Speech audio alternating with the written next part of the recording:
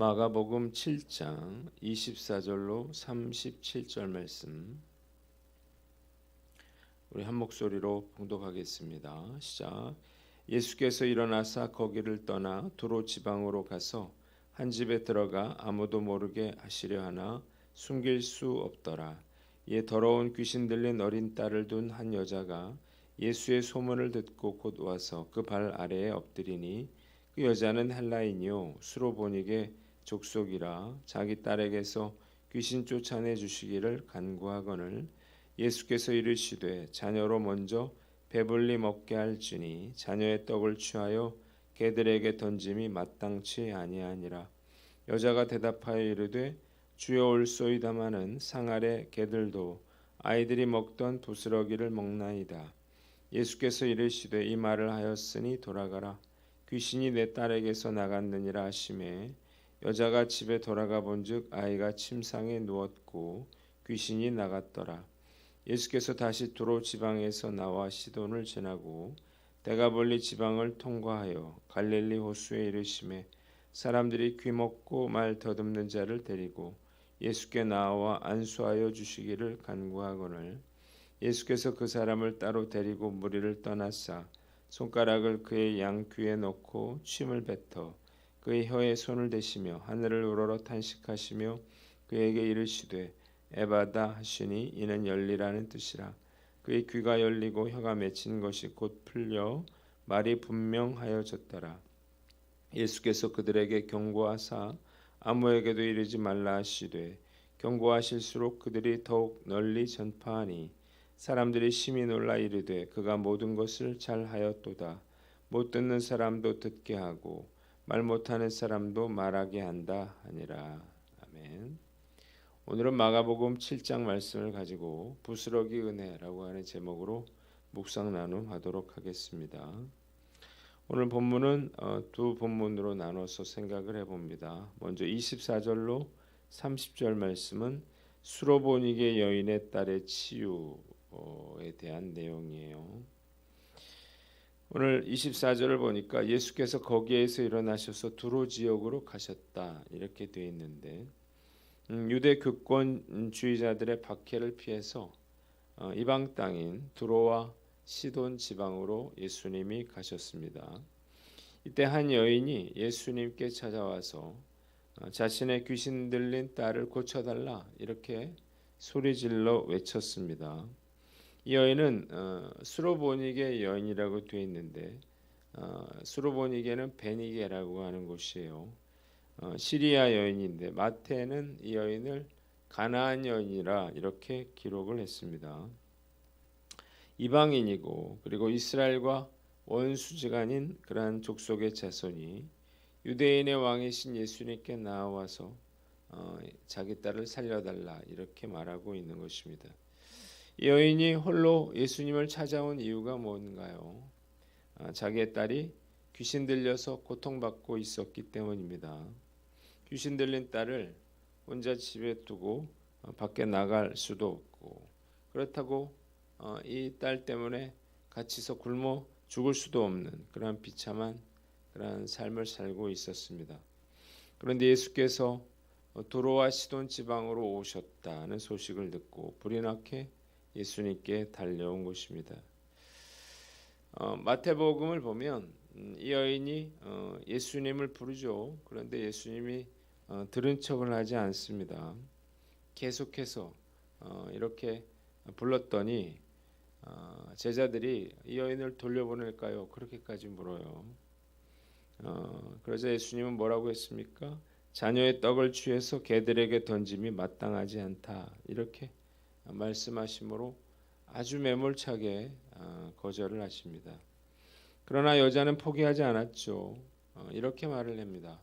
주여 올소이다마는 개들도 제 주인의 상에서 떨어지는 부스러기를 먹나이다 이러면서 물러서지 않았습니다.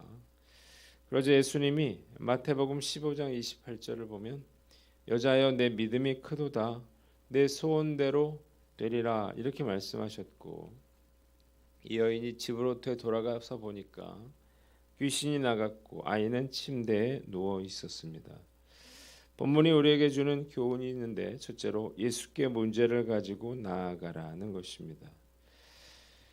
수로보니게 여인 이 들은 건 예수님이라고 하는 분이 자기 지방에 자기 지역에 오셨다는 소식을 들은 것입니다. 이 소식을 듣자마자 그녀가 예수님을 찾아온 것, 이것은 그 자신의 귀신 들림으로 인해서 고통받고 있던 자신의 딸을 치유케 하는 그러한 축복으로 되돌아오게 됩니다. 자, 이것은 전적으로 그녀가 그녀의 문제를 예수님께 가지고 나갔기 때문에 일어난 일이죠. 자, 우리가 깨닫는 교훈은 뭐냐? 우리가 어떤 문제를 만났어요. 그 문제가 큰지 작은지는 별로 중요하지 않다는 것입니다. 중요한 것은 내가 그 문제를 가지고 예수님께 나아가서 부르짖는 것입니다. 문제가 있다면 이 문제가 얼마나 심각한 문제인가를 고민할 것이 아니라 이 여인처럼 예수님께 나아가서 부르짖어야 하는 거예요. 가만히 앉아서 걱정만 하고 있으면 아무 일도 일어나지 않습니다.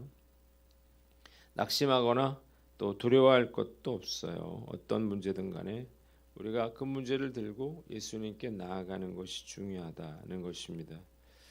자, 오늘 말씀 앞에서 내가 해결해야 할 그러한 어려운 그러한 문제들은 무엇인가요? 저는 말씀을 묵상하면서 이제 순 방학이 끝났잖아요. 그래서 순 모임을 다시 시작을 하려고 하고 또 겨우내 쉬었던 전도도 이제 3월부터 재개하려고 그러는데 예전처럼 이 소모임을 갖는 것이 그렇게 쉽지가 않은 것 같아요. 그러나 뭐 걱정할 일이 아니죠. 우리가 해야 될 일은 주님께 우리의 상황을 아뢰고 도움을 구하는 것입니다. 여러분들이 지금 가지고 있는 고민하고 있는 문제는 무엇인가요? 그 문제를 가지고 여러분들이 해야 할 일은 그냥 예수님께 나아가서 그 문제를 아뢰는 것입니다. 이 수로보니게 여인처럼 문제를 아뢰므로 문제를 해결받는 저와 여러분들 되시기를 주님의 이름으로 축원합니다. 두 번째는 쉽게 포기하지 않는 믿음을 가져라는 것입니다. 이 수로보니게 여인과 예수님의 대화를 보면 이 여인은 처음부터 포기할 생각이 없었다는 생각이 듭니다. 심지어 자신을 개로 비유했던 예수님의 말씀에 크게 모욕감을 느끼고 그리고 포기해 버릴 수도 있었어요. 그러나 그녀는 개라도 주님의 상에서 떨어지는 부스러기를 먹나이다 이렇게 이야기하면서 결코 물러서지 않았습니다. 우리가 생각해 볼 건 예수님이 도대체 왜 이토록 매정하게 말씀하셨을까 하는 거예요. 예수님께서 이 여인의 믿음을 보시기 위해서였습니다. 우리도 이렇게 예수님이 우리의 믿음을 테스트하실 때가 있습니다. 계속 부르짖는데도 외면하시는 것처럼 그렇게 느껴지는 거예요. 이럴 때 우리가 낙심하거나 상처받아서는 안 됩니다. 이 수로보니게 여인처럼 물러서지 않고 계속해서 기도해야 하는 것입니다. 한국 교회가 이 수로보니게 여인과 같은 그러한 믿음의 야성이 있었는데 이것이 점점 사라져 가는 것처럼 보입니다. 예전에는 문제가 있을 때마다 기도원에 가서 하나님께 부르짖어 기도하는 사람들이 참 많았습니다. 예전에 제가 청년 때 청년들끼리 기도원에 가면서 나무 뿌리 한번 뽑으러 가자 이렇게 말하면서 웃었던 기억이 나는데 이런 야성은 참 찾아보기 어렵게 됐습니다. 야성이라고 하는 것이 무엇인가요? 자연 그대로의 것을 말하죠. 이런 야성이 언제 사라지나요? 환경에 순응하고 타협할 때 사라지게 돼 있습니다. 아프리카에서 사람들의 손에 길러진 사자들은 야생에 풀어 놓아준다 하더라도 생존할 수 없다 그래요. 이미 야성을 잃어버려서 그런 거죠. 그리스도의 군사된 하나님의 자녀들 역시 순응하고 타협하면서 또 세상에 길들여지게 되면 믿음의 야성을 잃어버린 그런 오합지졸이 되는 것입니다.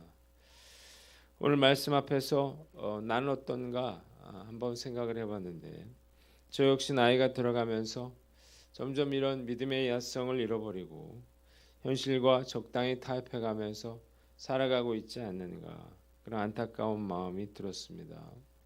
이 야성의 끝판왕은 잡초죠. 잡초는 아무리 짓밟고 잘라내도 다시 자라납니다. 오늘 나는 어떤가 한번 스스로를 돌아보고 이런 잡초와 같은 신앙의 야성을 회복해서 우리 결코 물러서지 않는 강한 믿음의 소유자가 되시기를 주님의 이름으로 축원합니다. 세 번째는 행위와 공로의식을 버려라는 것입니다. 이 수로보니게 여인, 가나안 여인의 이야기는 늘 저에게 큰 위로를 가져다 줍니다. 제가 기도할 때 참 나는 믿음이 없구나, 또 나는 참 불순종한 사람이구나 이런 생각이 들면 하나님께 뭔가를 간구하기가 힘들더라고요. 왜냐하면 내가 하나님 앞에 나아가서 도움을 구할 그런 자격이 없다는 생각이 들기 때문이에요. 그러나 우리가 생각해 보면 사실 이 수로보니게 여인 정말 아무런 자격도 없는 그런 여인이죠. 당시 유대인들이 개처럼 여겼던 이방인이었고, 그리고 지금은 예수님께서 사람들을 피해서 쉬러 오신 상황이거든요. 사람들을 만나고 싶지 않는 그런 상황인데 이 이방 여인은 계속해서 예수님을 번거롭게 했습니다. 그럼에도 불구하고 안 된다고 하는데도 듣지 않으시는데도 불구하고 물러서지 않았고 결국 그녀에 따른 고침받게 됩니다. 우리가 알아야 될 것은 나에게 어떤 선한 것이 있어서 또 선한 행위나 공로가 있어서 자격이 있어서 내가 하나님 자녀가 된 게 아니고, 그리고 그런 게 있어서 그런 게 있는 사람만 우리가 기도 응답을 받는 것은 아니라는 것입니다. 자, 오직 주님이 행하신 일 때문이에요. 주님으로 인해서 나를 구원하시고 또 나의 기도를 들어주시는 것입니다. 그래서 저도 정말 하나님 앞에 나아가서 도움을 구할 자격이 없는 것처럼 느껴질 때 주님, 부스러기와 같은 그러한 은혜라도 줬사오니 저에게 이 은혜를 베풀어 달라고 그렇게 기도했던 적이 참 여러 번 있었습니다. 오늘 난 어떤가 한번 살펴보고 자격이 없더라도 공로가 없더라도 수로보니게 여인처럼 예수님께 부르짖어 나아가는 저와 여러분들 되시기를 주님의 이름으로 축원합니다. 두 번째 본문은 31절로 37절인데요.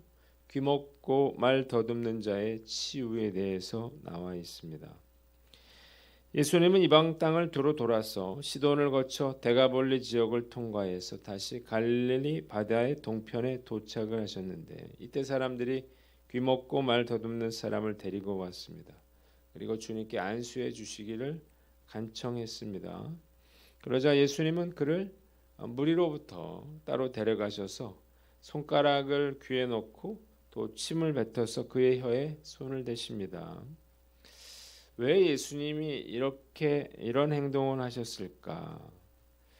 예수님은 얼마든지 말씀으로 치유하실 수 있잖아요.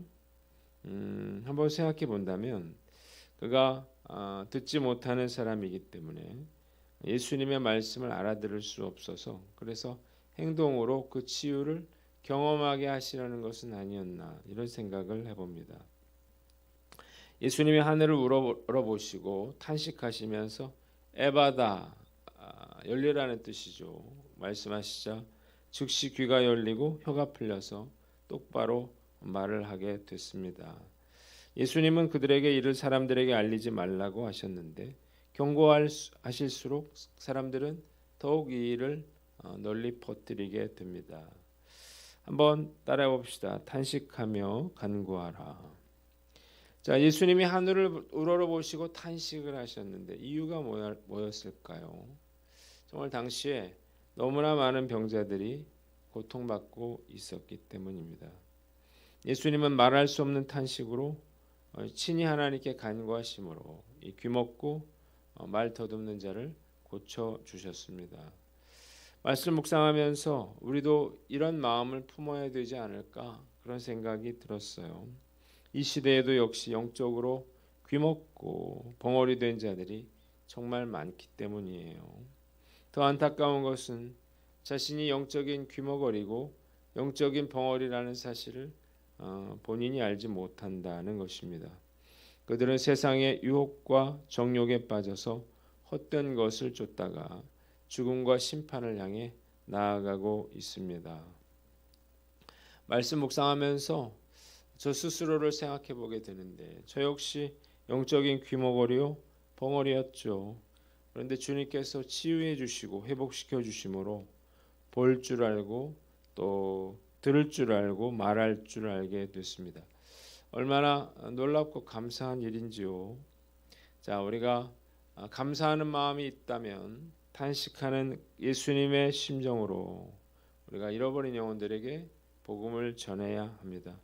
그들도 예수님을 만나면 눈과 귀가 열리고 또 말할 수 있게 될 것이기 때문이에요. 오늘 난 어떤가 한번 우리 스스로를 돌아보고 우리가 탄식하는 마음으로 영혼 구원하는 일에 최선을 다하는 저와 여러분들 되시기를 주님의 이름으로 축원합니다. 마지막으로 이적보다 순종에 관심을 가져라는 것입니다.